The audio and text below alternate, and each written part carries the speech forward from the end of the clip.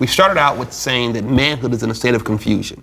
And we unpacked how men don't know how to deal with their problems or their pain, their responsibilities, extended adolescence, went back in history and dealt with some of the historical perspective, because that's where we are as men. It's confusing. It's in a state of confusion. Yeah. Session 1 really did help frame up our problems and how we got to where we are. And then in Session 2, we started getting on the solution side, going all the way back to Genesis 1 and 2 and God's original intent for man. And we looked at how he modeled and mandated the create, cultivate, mandate. Yeah, then we moved into a clear and compelling definition of authentic manhood. We talked about how we reject passivity and we accept responsibility, lead courageously, and invest eternally. Yeah, and we kind of then pressed all that into what we call these 4 faces of manhood, this kind of multi-dimensionality. And I know in the very first one we talked about the king and the warrior, and talked about there in Session 4 that the king leads with an integrity and the warrior fights for what matters most. Right, and then the friend, he pursues meaningful friendships. And then the lover, he in turn, he shares his heart. He's open about his heart. It's those 4 faces